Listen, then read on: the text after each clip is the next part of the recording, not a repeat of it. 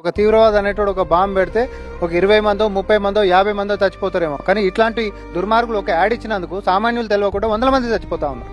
ఎవడు బాధ్యుడండి? ఒక అమ్మ తండ్రి లేనటువంటి పిల్లగాడు, ఒక అమ్మ రిటైర్ అయిపోతే రిటైర్మెంట్ పైసల్ని అర్ధరాత్రి పూట ఎగరగొట్టేసేసి ఆన్లైన్ బెట్టింగ్లలో. ఎవడు అంటే ఈ దరిద్రులు పెట్టినటువంటి అడ్వర్టైజ్మెంట్లతోటి. తర్వాత ఒక పెళ్ళైనటువంటి పిల్లగాడు 3 నెలలనే మళ్ళీ శ్రద్ధాంజలి ఫ్లెక్స్ల మీదకి ఎక్కిండు. ఏంటంటే భార్య సొమ్ములు కుదవబెట్టేసేసి బెట్టింగ్లు ఆడి ఉన్నాయి మొత్తం పోయినాయి.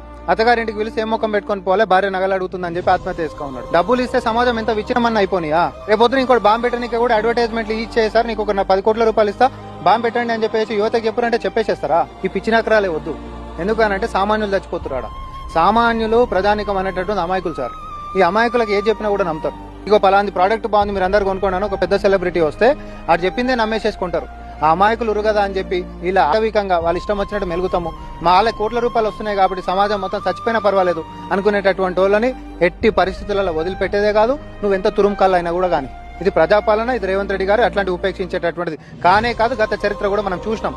సెలబ్రిటీలు అంటే కొమ్ములు తోకలేము ఉండవు బిడ్డ. మీరందరూ కూడా సామాన్యులు టికెట్లు కొనుక్కొని మీ యొక్క స్థాయి ఇస్తేనే మీరు సెలబ్రిటీలు అయ్యారు.